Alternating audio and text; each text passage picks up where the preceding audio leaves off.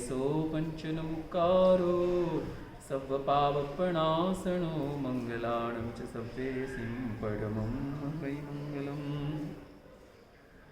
अज्ञानतिमिरान्धानां ज्ञानाञ्जनशलाकया नेत्रमुन्मीलितं येन तस्मै श्रीगुरवे नमः। आदिमं पृथ्वीनाथमादिमं निष्परिग्रहमादिमं तीर्थनाथं च षड्स्वामिनं स्तुमः। त्रिशिष्टि सलाह का पुरुष ग्रंथ के अंदर ऋषभदेव प्रभु का चरित्र बहुत ही विस्तार से वर्णित किया गया है। इस अवसर पिणी के आद्य मुनिराज, आद्य केवली, आद्य शासन के स्थापक ऐसे ऋषभदेव प्रभु, जिन्होंने अपनी साधना काल के अंदर मात्र 24 घंटे का प्रमाद किया था। 1000 वर्ष का छद्मस्त काल ऋषभदेव प्रभु का कहा गया है और उस 1000 वर्ष के अंदर परमात्मा ने मात्र 24 घंटों का प्रमाद, वो भी खड़े खड़े, ऐसी अद्भुत साधना शक्ति, ऐसी अद्भुत सत्व शक्ति और ऐसी अद्भुत शौर्यता, शूरवीरता जिनकी आत्मा के प्रदेश प्रदेश के अंदर रही हुई थी, वैसे ऋषभदेव प्रभु के पारने का दिन नज़दीक आ रहा है। ऋषभदेव प्रभु ने जब से साधना अंगीकार की तब से मौन का भी अंगीकार किया। साधना करनी काया से, लेकिन वचन का मौन उससे भी दुष्कर है। लेकिन ज्ञानी भगवंत ये जानते हैं कि काया के नियंत्रण के साथ साथ अगर वचन का मौन नहीं रहा तो मन अनियंत्रित हो जाएगा। तो मन के नियंत्रण के लिए 2 पहलू हैं, काया का स्थिरीकरण और वचन का नियंत्रीकरण। इसलिए प्रत्येक तीर्थंकर अपने नियम में, अपने जीवन में एक नियम बनाते हैं कि दीक्षा लेने के साथ ही मौन का अंगीकार, जब तक केवल ज्ञान न हो तब तक बोलना नहीं। कभी कभार बहुत ही ऐसे कंडीशन में बुझ बुझ चंड कोशियों वगैरह बोलना पड़े, वो एक आपवादिक स्थिति है।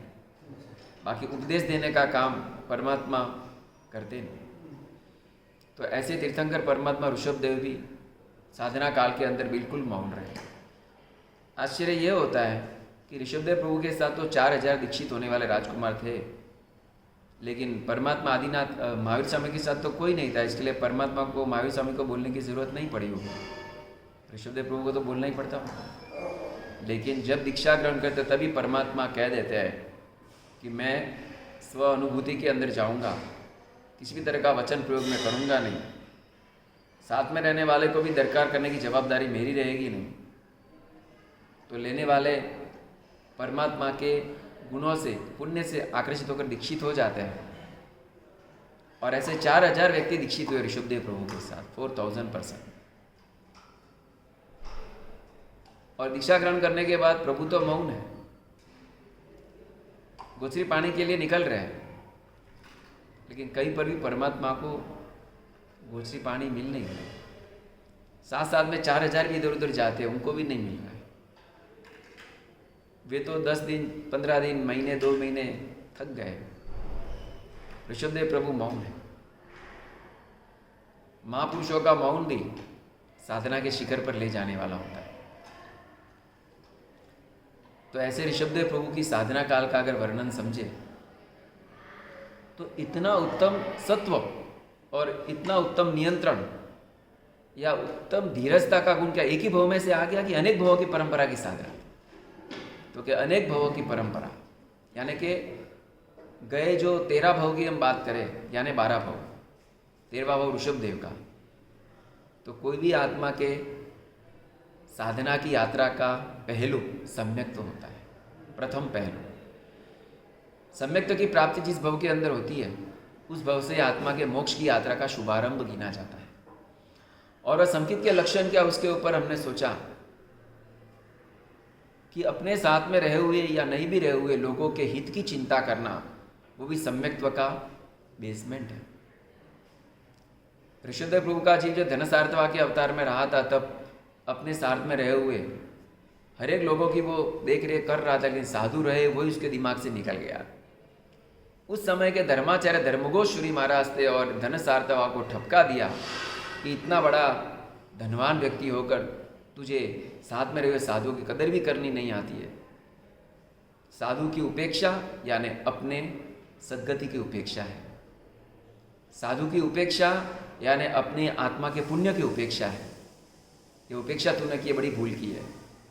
धनसार्थवा ने हाथ जोड़ा, बोला गुरुदेव क्षमा करो, मेरी भूल हो गई।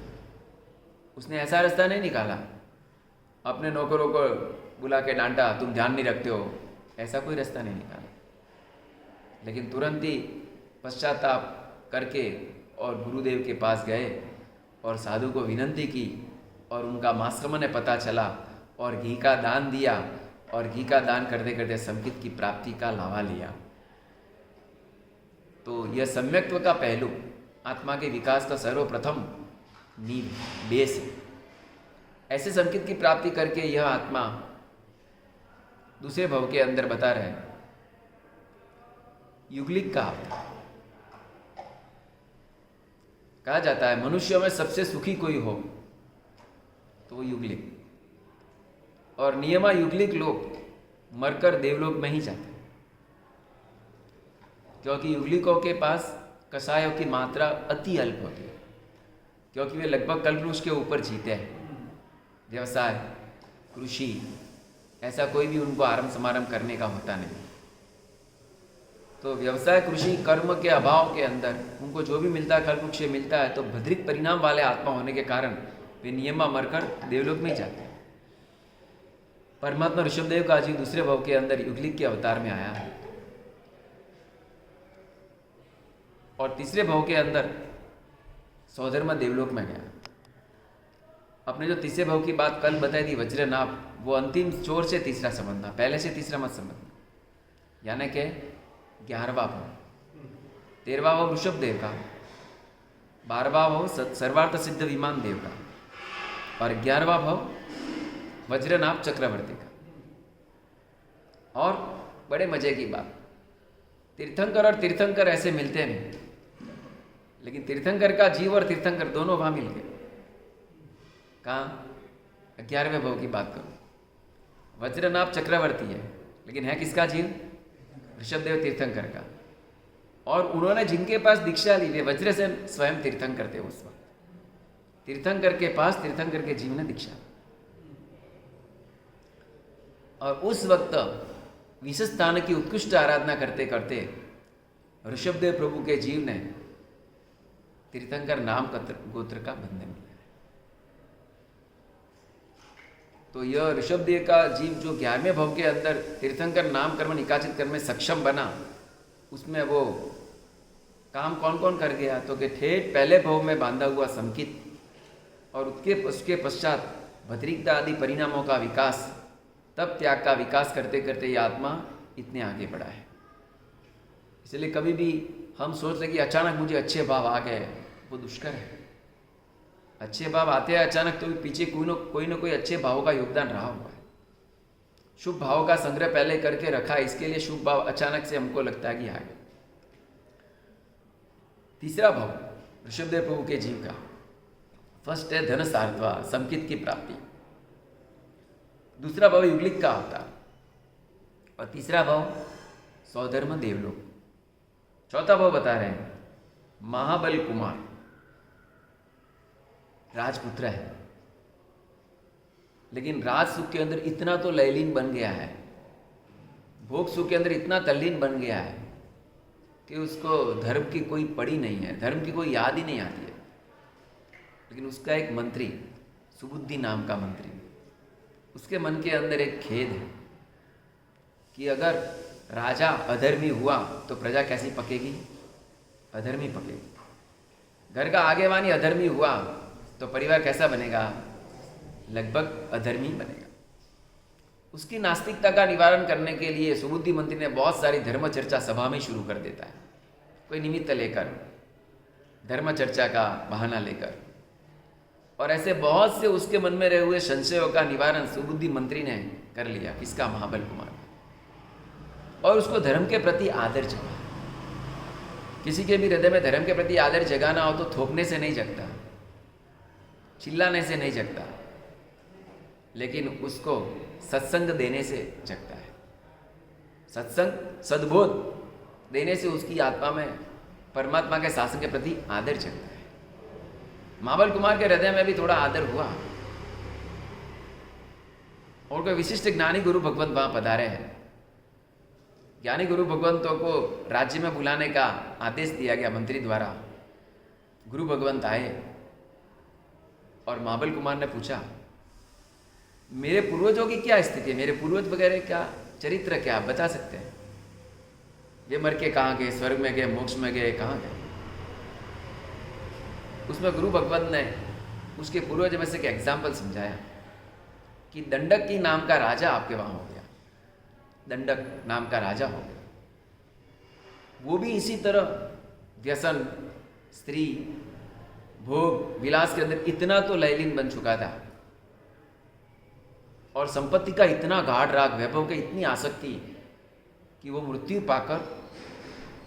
पाकर इसी राज्य के भांडागार के अंदर अजगर के रूप में पैदा हुआ था। भांडागार मतलब स्टोर रूम, जहाँ संग्रह होता हो, स्टोर बड़ा, और उसके अंदर वो अजगर के रूप में पैदा हो गया है। और उस दंडक राजा का पुत्र, वो छोटा राजकुमार है, वो फिरते फिरते भांडागार में गया और देख के घबरा गया थोड़ी देर के अंदर। लेकिन वो अजगर को उसने देखा और अजगर ने उसको देखा, दोनों की आंख मिली तो मालूम नहीं क्या हो गया, अजगर शांत हो गया और अजगर की आंख में पानी आ गया। वो कुमार देख रहा उसको और उसको लगा कि ऐसा ही क्यों कर रहा है, इसकी आंख में पानी कहाँ से?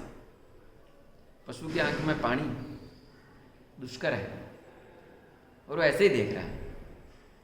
और वहाँ पर विशिष्ट ज्ञानी गुरु भगवंत आए थे। उस राजकुमार ने जाके गुरु भगवंत को पूछा, बनते ये क्या घटना है?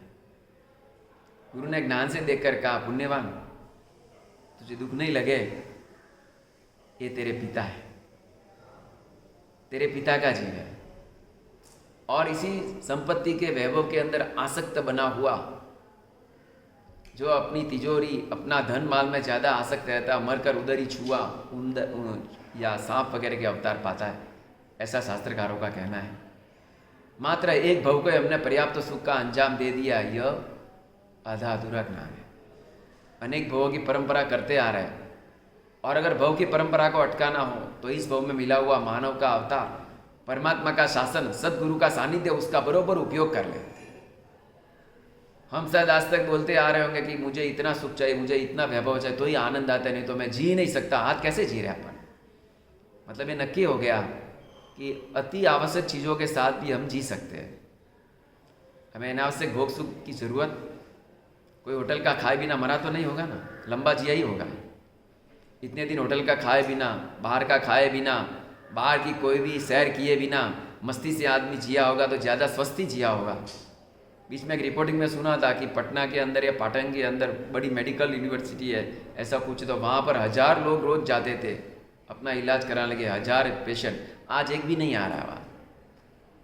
मतलब कहाँ गए सब पेशेंट्स? सब कोरोना ही बन गए क्या? ऐसा नहीं है, लेकिन लोगों में एक सावधानी आई है, एक संयम आया है। भले मजबूरी से या परिस्थिति वश आया, उसको लेकर भी बहुत से लोग शरीर से थोड़े स्वस्थ हैं। तो आत्मसंयम एक ऐसी वस्तु है जो व्यक्ति को शरीर से भी स्वस्थ बनाती है, विचारों से भी स्वस्थ बनाती है, संपत्ति से भी नियंत्रित करती है और पुण्य का निर्माण करती है। उस वक्त उस राजकुमार ने गुरु के पास सुना और उसके मन के अंदर हुआ कि मेरी भी ये हालत होगी तो मैं जग जाऊं, और वो जग गया। और गुरुदेव ने कहा, पहले इस अजगर को समाधि दो। उसको रोज नौकर मंत्र की आराधना कराई और उसने अनशन लिया।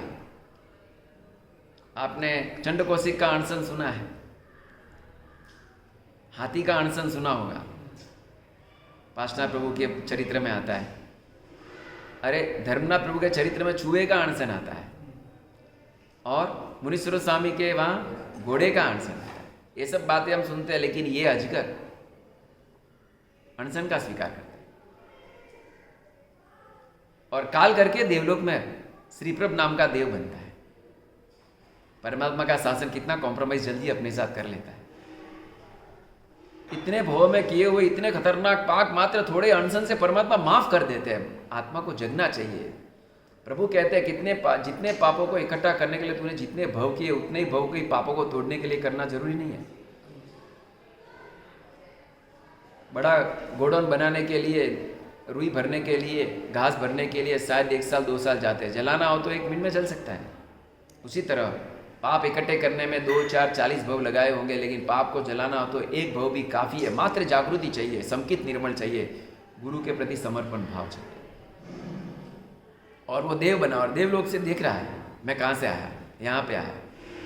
अपने बेटे को देखता है और अपने बेटे को स्वर्ण का हार देवलोक से देता है। ये सब बातें पूर्वजों की जहाँ गुरु भगवान ने बताई। धनसार्थवा हिल गया। धनसार्थ मतलब तीर्थंकर ऋषभ देव का जी महाबल कुमार की बात कर रहा हूँ। उसके मन के अंदर एक कंपन छूटा।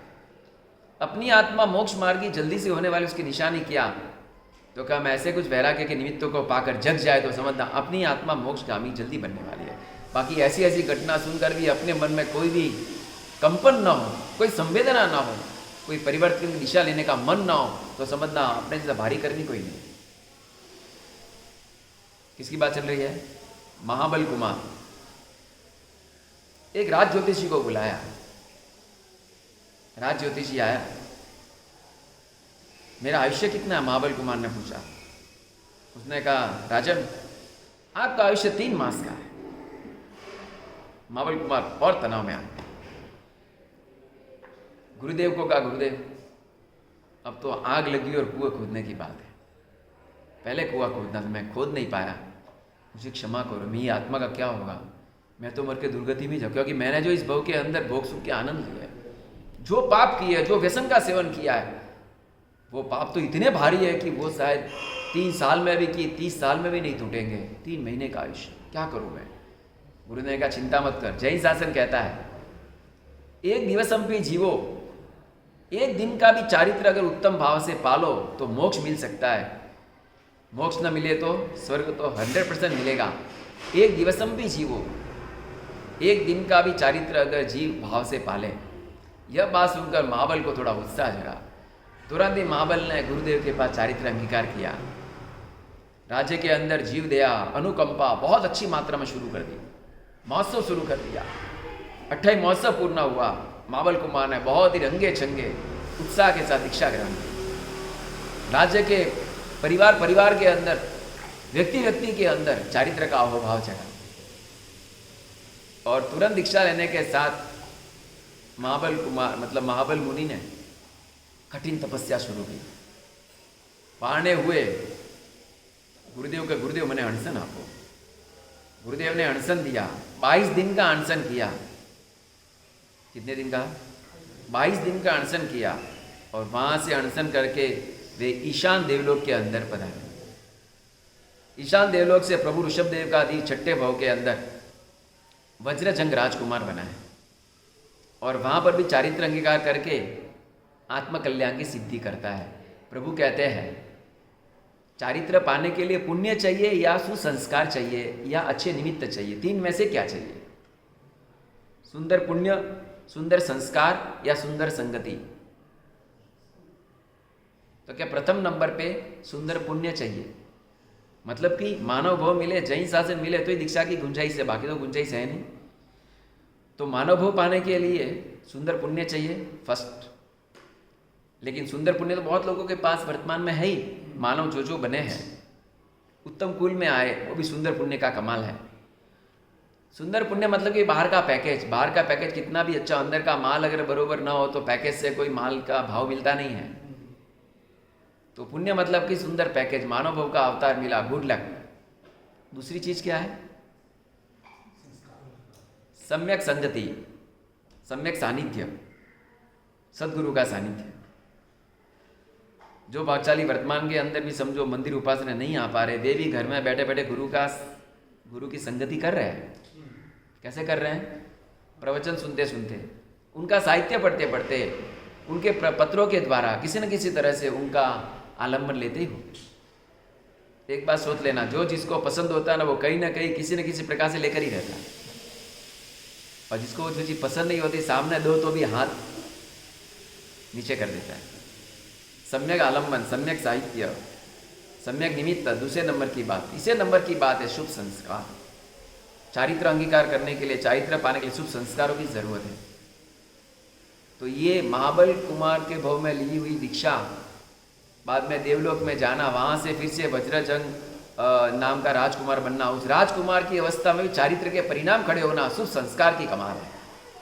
इसलिए इसको जो अपने तीर्थंकर नाम कर्म के कारण बताया उसमें एक छठा कारण, 5 कारण बताए थे। निर्मल श्रद्धा, विनय संपन्नता, शील और व्रत में अतिचार नहीं लगाना, चौथे नंबर पे ज्ञान का उपयोग रखना वारंवार, 5वें नंबर पे संवेग, और छठे नंबर पे आज बता रहे हैं शक्ति मुजब तप और त्याग करना। शक्ति तो तप त्याग, त्याग तपसी। अब इसके अंदर एक मजे की बात ये बता रहे हैं, पहले त्याग लिखा कि पहले तप लिखा है? आप पढ़ना तो उसमें लिखा है त्याग तपसी, पहले त्याग लिखा है, तप क्यों नहीं लिखा? तो क्या तप मरजियात आराधना है, त्याग फरजियात आराधना। तप फरजियात है लेकिन त्याग मरजियात है। मतलब क्या? जैसे कि आपने उपवास का पचकान लिया, तो पचकान लिया तो जब तक उपवास का पीरियड पूरा नहीं हुआ तब तक आप खाएंगे, वो क्या हो गया? तप हो गया, बराबर। अब समझो कि आपने व्यासना किया है, अब क्या करेंगे आप? खाने की छूट है, या नौकरसी की है, खाने की छूट है। इसमें त्याग को अजमाएं, इसमें त्याग को अजमाएं कि मैं जो आहार ले रहा हूँ इसमें हो सके वहाँ तक विगई का त्याग करूँगा, ऐसी चीज़ का त्याग करूँगा। त्याग से शुभ संस्कार पड़ते हैं, और शुभ संस्कार त्याग के पड़े हुए हो, एक महत्व का फायदा ये होता है कि आपत्ति काल में, विषम काल में त्याग करना पड़े तो हमें भारी नहीं पड़ता। आपको बात समझ में आ रही होगी? आज से वर्षों पहले 2006 के आसपास सूरत के अंदर तापी का पुल फटा था, तब लोग घर में ऊपर जा जाकर रहते थे, पानी पानी पानी, पूरे नगर में पानी, दूध न मिले, खाना न मिले, सब्जी न मिले, रोटी न मिले। तो उस समय हेलीकॉप्टर से अपने राजनीतिक लोगों ने सहायता का एक युगल फूका, और हेलीकॉप्टर से लोगों ने ऊपर से पैकेज देने शुरू किए। तो ऊपर से पैकेज नीचे गिरते तो सब हाथ ऐसे ऐसे लंबा गए। बाद में सर्वे हुआ है कि भाई कौन सी कम्युनिटी ने ज़्यादा इसको ग्रहण किया, किसने ने कम ग्रहण किया वगैरह। सर्वे हुआ तो मालूम पड़ा जहाँ पे जैन की कम्युनिटी थी, जैन की सोसाइटी थी, वहाँ पर नहीं के सामान लिया उन्होंने, और वे आनंद में रहते थे। तो क्या ऐसा क्या हुआ? तो उनको लगा कि मुझे तो उपवास की प्रैक्टिस है, 28 की प्रैक्टिस भी है, ये जो पैकेज आ रहा है ना वो मेरे पड़ोसी को दे दूँ, मेरे मित्र को दे दूँ, औरों को देने का लाभ मिला और खुद को त्याग का परिणाम जगा रहा। अभी भी इन हालातों के अंदर भी हम घर के बाहर पैर नहीं रखते तो हमको कोई दुख नहीं होगा बाहर का नहीं मिलने का, क्योंकि हमारा अभ्यास है त्याग का, त्याग का अभ्यास। गाड़ी होते हैं ना, गाड़ी के अंदर भी लगाम होती है, ब्रेक मतलब लगाम, घोड़े के ऊपर भी लगाम होती है, हाथी के ऊपर भी अंकुश की लगाम होती है। लगाम बिना कोई गाड़ी नहीं होती, लगाम बिना कोई पशु नहीं होता। तो मन की लगाम भी चाहिए, उस लगाम का नाम है त्याग। त्याग नाम की लगाम रहेगी तो मन कुसंस्कारों की ओर जाएगा नहीं। यह त्याग व्यक्ति को संस्कार से भावित और प्रभावित करता है।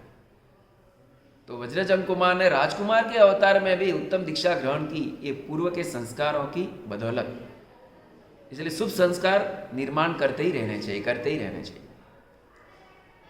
आगे बात 7वां भाव आया फिर से युगलिक का। परमात्मा को युगलिक के साथ थोड़ी लेना देनी लगती है नहीं?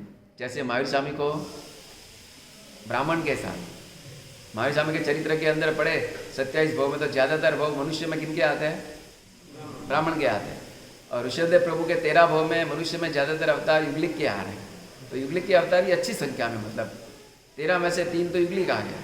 यह तात्पर्य यह बता रहा है कि आत्मा के अंदर रहे हुए संस्कार सद्गति में भी सहायक बनते हैं, सुखगति में भी सहायक बनते हैं। और एक बार संस्कार निर्मल बन जाते हैं, फिर आदमी को गलत निमित्त मिले तो भी वो कभी बिगड़ेगा नहीं। गलत निमित्त मिले तो भी वो बिगड़ेगा नहीं। जैसे अपनी बात चल रही है उस भरवाड़ की, उसके हाथ में क्या है अभी? सोना मोर का थैला है, बोरा नहीं, थैला। सोना मोर का थैला है और वो घुमा फिरा के देख रहा है। सपना तो नहीं है ना, सोना ही है ना, मैं सच्चा ही हूं ना। ये बारम्बार उसको विचार आ रहा है। आज तक जिंदगी में सोना देखा नहीं था और हाथ में लिया और आजू बाजू वाले लोगों को पता चला, पता चल जाता है ना, चलती है इस बातों का, तुरंत ही पता चला। और 2-3 मित्र आए, बोले अरे तेरे तो भाग जग गए। अब एक काम कर, अपने गांव के बाहर है ना एक नगर है, बड़ी महफिल है, बड़े मौज शौक के साधन वहाँ है, मजा करके आ जा थोड़े दिन। उसको भी ये पता था कि अपने गामड़े के बाहर एक ऐसी व्यवस्था, जैसे गांव के बाहर रिसोर्ट सेंटर वगैरह होते हैं, फिरने के साधन, घूमने के साधन, वैसे नगर बसा हुआ और वहाँ पर मज़े लेने वाले लोग हैं। तो उसको लगा कि मैं भी एक बार जाके पैसा है तो आनंद ले लूँ। बोलो भाई, मति किसने बिगाड़ी? संगति और संपत्ति। इसीलिए अपने वहाँ कहा गया है कि पहलू सुख जाते नरिया, मतलब कि पहला सुख निरोगी काया, तो दूसरा सुख क्या है मालूम? निज घर माया। और तीसरा सुख क्या है? तीसरा सुख बताया गया है पाड़ोसी सारा। बहुत बार पड़ोसी ऐसे गलत पकड़ लेते हैं या ऐसे गलत जहाँ लोग लेते हैं वहाँ पर अपना फ्लैट ले लेते हैं, तो बहुत बार अपने हृदय के अंदर भी दुर्विचारों की फैक्ट्री शुरू हो जाती है और वो कंपेयर करने लग जाते हैं। ये लोग ऐसे रहते हैं, आप ऐसे लगता हो, तो मूर्ख के लोग, वही बाजरा का रोटला खाते हो, वही गेहूँ की रोटी खाते हो, वही चावल खाते हो, ये देखो पिज़्ज़ा बर्गर खाते हैं, मज़े से खाते हैं। यही चल रहा है, कंपैरिजन में लाइफ चल रही है ना। स्टेटस बनाना ना, हुक्का बार में जाओ, हुक्का पे तो स्टेटस बनता है। अरे मूर्ख लोग आज के दिनों के अंदर भी अपने मोबाइल में फ़ोटो कैसे डालते हैं, स्टेटस फ़ोटो जिसको बोलते हैं, नाचते घर में बैठे बैठे, पागल हो गया लगता है। कूदने वूदने की आदत ही ना इतनी देर, वो आदत पूरी नहीं हो रही, घर में बैठे बैठे वो पति पति नाचते, पिंटू का तू भी नाच, और फोटो पाड़ते और फोटो को बेचते हैं। ऐसे काम करते हैं ना बहुत से लोग, ट्वीट करते हैं, ट्वीट। ये सब दृश्य संस्कारी व्यक्ति के लिए अच्छे नहीं है। आप आज अपने बच्चे को, पति पत्नी दोनों उसके सामने नाच रहे, वो देखता होगा, उसके दिल में क्या विचार चलते होंगे? बड़ा होकर वो क्या करेगा? अपनी माँ, अपना पिता अपने सामने नाचे और वो बच्चा देखता, हंसता भी, और आप उसको हंसाते, आप सोचते मैं उसको खुशी कर रहा हूँ, सुख दे रहा हूँ। कितनी अज्ञानता!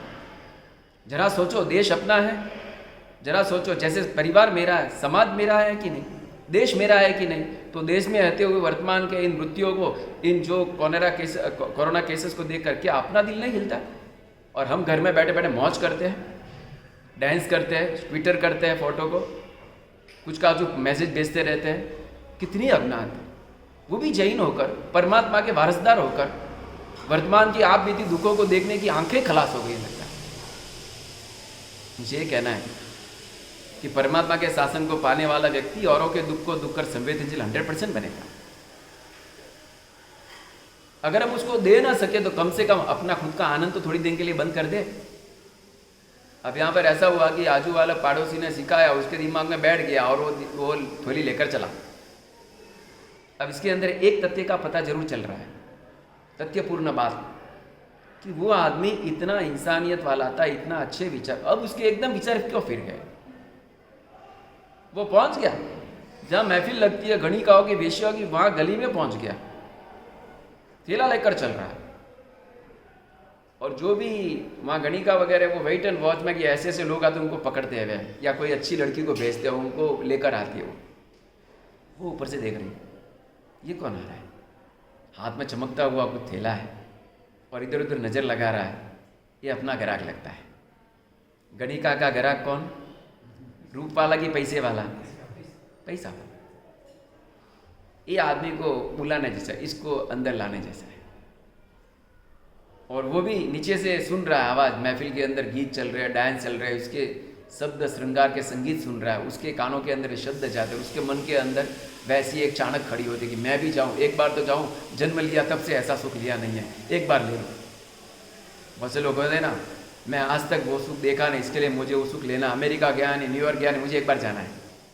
अरे परमात्मा का शासन कहता है अनंत भव में अनंत बार ऐसे सुख पा लिए, फिर भी संतुष्टि हुई नहीं। लेकिन यहाँ पे एक तथ्यपूर्ण बात मुझे ये समझानी है कि उस भरवाड़ को ये विचार इतने हद तक क्यों नीचे गिर गए, कारण क्या हुआ होगा।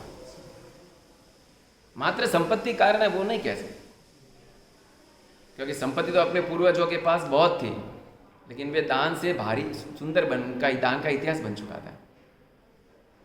तो यहाँ पे महत्वपूर्ण बात ये मैं आपको नोटिस कराना चाहता हूँ कि उसने जो लकड़ा लिया ना, वो किसी को पूछे बिना, मेरे अधिकार का है कि नहीं यह जाने बिना, अपेक्षा से चोरी का माल लिया। कैसा लिया है?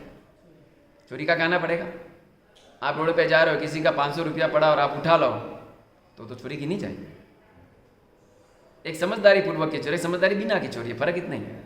वो बेचारा चोर चोरी करता, समझदार बिना करता, ना समझी होकर करता, हम समझदारी से कर रहे हैं। तो उसने वो जो लिया उसका भी प्रभाव ऐसा गिरा कि उसकी आई हुई संपत्ति भी अपने दिमाग में विकार पैदा कर सकती है। इसलिए जैन शासन के 35 मार्गानुसारी के गुण जो श्रावक के बताए हैं, उसमें पहला गुण कौन सा बताया है? न्याय संपन्न वैभव। श्रावक श्राविका को वैभव वाले ही बोले गए, लेकिन न्याय संपन्नता वाले, न्याय से युक्त संपत्ति कमाने की बात वहाँ बताई गई है। तो ये अन्याय से आया हुआ पैसा भी दिमाग में कैसे विचार कर रहा है, कैसे विकार खड़े कर रहा है, और वो महफिल के सीढ़ियाँ चढ़ रहा है। आगे बढ़ा, गणिका ने देखा ग्राहक के हाथ में माल अच्छा है, पधारो पधारो, तशरीफ लीजिए। और उसने नृत्य का शो बताया, भरवाड़ खुश हो गया। पापों का प्रवेश द्वार आंख है और पापों का प्रोडक्शन द्वार अपना मन है। और वो गणिका नृत्य करते ही बाद में वो कहता है कि मुझे भी ये सुख चाहिए। कैसे मिलेगा? कि अपन शाम को 8 बजे मिलेंगे, वहाँ तक आप है ना अपने शरीर का पूरा है बाल बाल निकाल दो, साफ कर लो, नए कपड़े देती वो पहन लो। ये सब भरवाड़ के कोतले जैसे कपड़े पहन रखे, बाल लगर वगैरह आपके, एकदम अच्छा सेविंग कर लो टनाटन, बाद में एकदम आप ब्यूटीफुल दिखेंगे। परफ्यूम देती हूँ, अच्छी चीज़ देती हूँ, पूरा पैकेज ले लो। और उसने सब स्वीकार कर लिया और स्नान किया, भोजन किया। अब दोपहर हुई, मन के अंदर कल्पनाएं चली कि रात को 8-9 बजे मिलेंगी, कैसा आनंद आएगा, कैसा आनंद आएगा। व्यक्ति बहुत बार पाप काया से कम करता है, कल्पना से ज़्यादा करता है। आचार से कम करता है, विचार से ज़्यादा करता है। हाँ, मन वैसे भी बहुत दौड़ता है, बहुत दौड़ता है, इतना दौड़ता है कि उसको पकड़ना शायद भगवान के बस की बात नहीं। इतना मन दौड़ता है अपना, कितना दौड़ता है।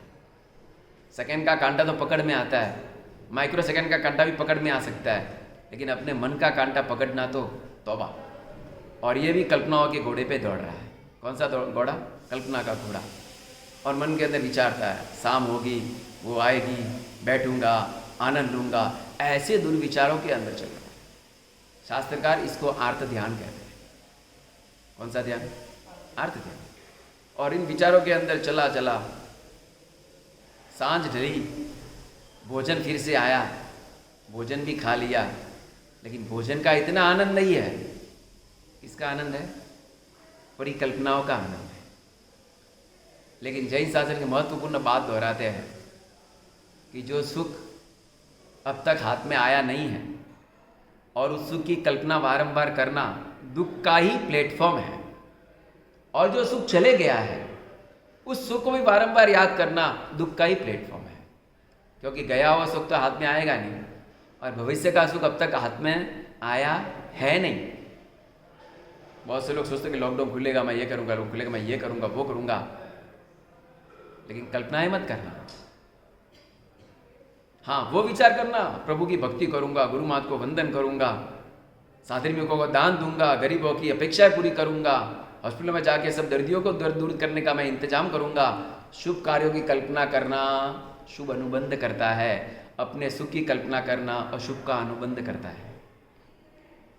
और वो अपने विचारों में ऐसा चला, शाम का समय हो गया, सांझ ढल रही है, कल्पना और भी बढ़ रही है, सुख सामने दिख रहा है उसको। यानी भगवान कहते हैं सुख तेरी कल्पना से मिलता है कि तेरे पुण्य से मिलता है? किससे मिलता है? तू साथ ही साथ तू और किसी को दुखी करना चाहता है तो दुखी तू कर सकेगा या उसका पापोदय कर सकेगा? लेकिन बहुत बार हम कुछ ऐसा उल्टा सुल्टा गेम खेल लेते कि वो दुखी हो जाता तो हम आनंद मनाते कि मेरे गेम खेलने से वो दुखी हुआ। ज्ञानी कहते हैं बिल्कुल गलत। पाप तो तुझे बंद ही गया, पाप तो बंद ही गया तुझे, लेकिन वो जो दुखी हुआ है ना तेरे गेम से शायद नहीं हुआ, उसके बेचारे पापोदय से हुआ। तू अपने गेम का जस ले रहा है। तो जीवन के अंदर इन घटनाओं को समझे। अपनी मूल बात चल रही है कि परमात्मा ऋषभदेव का जीव 7वें भाव में कौन बना? युगलिक। और 8वें भाव में कौन बनेगा? अरे देव ही बनेगा। मैंने आपको नियम बता दिया। युगलिक का आत्मा मर के कहाँ जाता है? देवलोक में ही जाता है। तो देवलोक के अंदर स्वधर्म देवलोक के अंदर वहाँ पे गया। अब 9वां भव एकदम हार्ट टच भव, पूरे 13 भव के अंदर 13वां भव तो एक परिणाम है, उत्तम परिणाम है तीर्थंकरत्व की प्राप्ति। लेकिन बाकी के 12 भवों में सबसे हार्ट टच भव कोई हो, एकदम क्लाइमैक्स जिसके अंदर बहुत सारे भरे पड़े हैं, वैसा कोई भव हो तो वो 9वें नंबर का भव। उसके अंदर सभी साथ में मिल गए योग। जीवानंदा वैद्य यानी तीर्थंकर ऋषभदेव का जीव, साथ ही साथ बाकी के 4 पर्सन और एक 5वां 5 पर्सन उनके साथ हैं, जिनका जुड़ाव बहुत भवों से रहा हुआ है। लेकिन ये 11वें भव से तो एकदम 9वें भव से कंटिन्यूस हो गया। 9, 10, 11, 12, 13 पांचों भव में इन 6 का एकदम सिमिलर लेवल साथ साथ में संयोग बनता चला है। दूसरे जो 4 थे वो भविष्य में बनने वाले पीठ, महापीठ और बाहु सुबाहु भरत बाहुबली के जीव, और एक रहा हुआ है श्रेयांश कुमार, जो श्रेयांश कुमार के हाथों परमात्मा का पारणा होने वाला है। इन 6 का मिलन यहाँ पर हो रहा है। हुआ ऐसा कि बाकी के जो 5 थे, एक राजपुत्र है, एक श्रेष्ठी पुत्र है, एक पुरोहित पुत्र है, एक वणिक पुत्र है और एक स्वयं सारथी के रूप में रहा हुआ केशव है, छोटा सारथी है। इन 5 की मित्रता हुई। और ये 5 एक बार जीवानंदा वैद्य के वहाँ जा रहे हैं। जीवानंद वैद्य मतलब बहुत ही प्रतिष्ठित, पहले के ज़माने के अंदर वैद्यों को भी राजवैद्य की उपमा दी जाती थी। और ऐसा वैद्य है, वहाँ पर वो जा रहे हैं तो उन्होंने एक दृश्य देखा कि उसके घर के बाहर कोई साधु भगवान कोढ़ रोग से ग्रसित है। शरीर के अंदर बहुत वेदना है, लेकिन गुरु भगवान का चेहरा अत्यंत प्रसन्न है। अब जीवानंदा वैद्य से उन्होंने चर्चा विमर्शना की कि इन मुनि का अपन क्या कर सकते हैं। तो क्या इनका इलाज अपन कर सकते हैं, लेकिन अपने पास इतनी संपत्ति नहीं, क्योंकि इनके शरीर में रही हुई गर्मी, इनके शरीर में रहा हुआ दर्द, ये निकालने के लिए अपने को घोषित चंदन चाहिए, रत्न कंबल चाहिए और घोषित चंदन का तेल वगैरह चाहिए। अब ये सब बहुत दुष्कर चीज़ें हैं और मिलती भी है, लेकिन लाखों रुपये की कीमत, लाख सोना मोर की कीमत, अब 500 मिल जाए ना तो भी देना मुश्किल हो जाएगा। बात तो सही है, लेकिन मात्र समस्या का विचार मत करो, समाधान का प्रयास भी शुरू कर दो। उस समय 500 ने कहा, वैद्य साहब अपन प्रयत्न तो करें कि जहाँ पे अपने नगर के अंदर जो वैद्य की दुकानें हैं, गांधी की दुकानें बोलते हैं जिसको, जहाँ पर ऐसी औषधें मिलती है, वहाँ पर जाके पूछा करें। अपन कितना दे सकते उनको बोल देंगे, बाकी क्या होता है देखते हैं, लेकिन एक बार प्रयत्न तो शुरू कर दे। असंभव है कर करके बैठ कैसे जाएंगे। मेरा सगा पुत्र होता तो मैं क्या नहीं करता, अरे ऋण देकर भी शायद एक बार इलाज कर लेता, क्योंकि संपत्ति से भी ज़्यादा महत्वपूर्ण संतान है। यह विचार उनके लिए, और वो 5 जने एक अच्छी दुकान पे पहुंच गए। समय हो गया आज का, दुकान पे उनको पहुंचने दो और वो भरवाड़ को गणिका के वहाँ बैठने दो। उसकी कल्पना के परिप्रेक्ष्य में वो संभवित बनता है कि नहीं, गणिका का सुख, या वो क्या आगे बढ़ता है, वो अग्रे वर्तमान हो किनारे के निशान।